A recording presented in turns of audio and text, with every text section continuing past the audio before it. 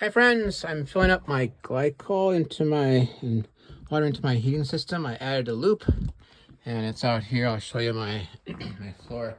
Still under construction, but yeah, I thought I'd fill it anyway for fun and heating purposes. So basically you have these two manifolds. This is the European style manifolds. And these are Rehas. They have fill valves this is a supply, this return. So you hook up a supply pump, you hook up a line to your pump down here. This pump flows that direction, right? This is a Milwaukee pump. The battery goes in this compartment there. This particular one doesn't pressurize it very high, so I don't know, I'd recommend getting a more powerful pump to pressurize it.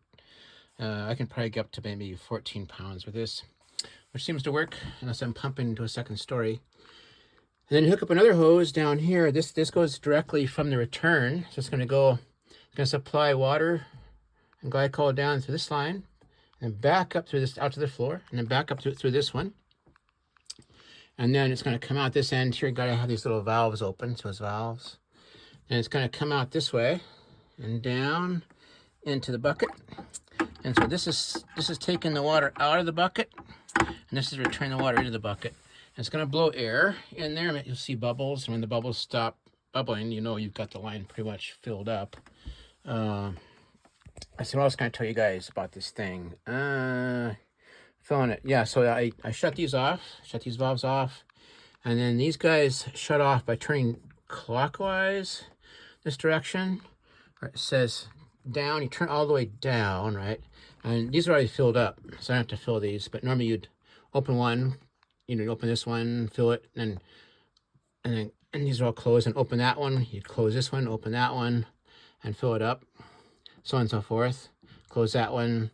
But since these are all filled, I don't have to do that, so I'm just doing it with this one here. And so this is open, backed off of this little trumpet-looking valve, whatever it is. Makes it, doesn't want to go back on now. I guess I shouldn't have done that. Anyway, I want to be able to fasten it back on. There it goes. Okay, so just so it's snug. There it is. Now it touches it. So that's open. So I'm going to start the pump. We're going to watch the water go through everything. So we'll start the pump. I'm going to go out to the lines out. You're going to actually see it go through. See it chasing through there? Watch this. This is pretty cool. Here it comes. It's right there.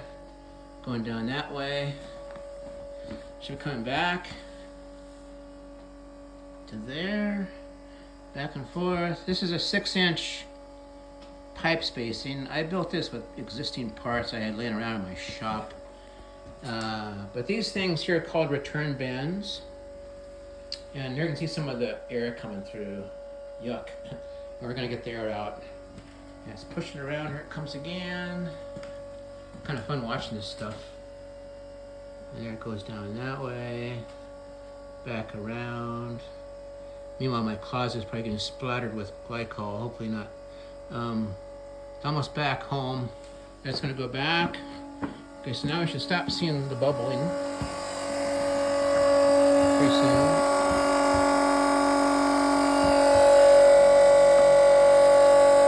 I almost pumped it dry.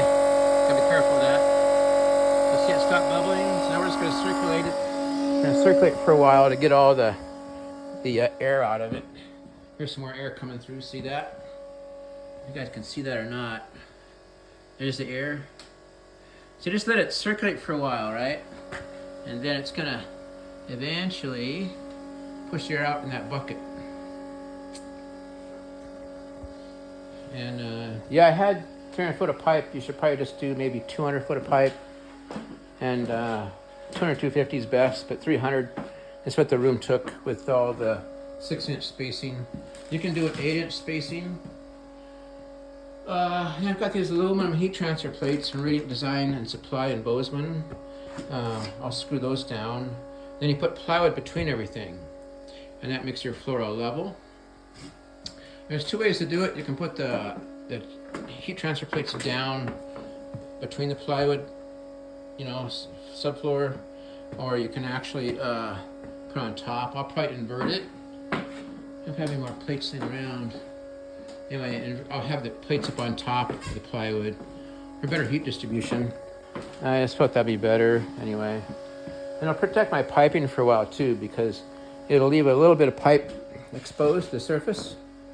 Like right here, this pipe would be exposed, and I'm not gonna put the finished floor on this for a while. But yeah, so anyway, that's it guys. I'm happy to get that done. Anyway, you guys have a good rest of the day, friends. Be careful, be safe. Thanks a lot for watching. Bye.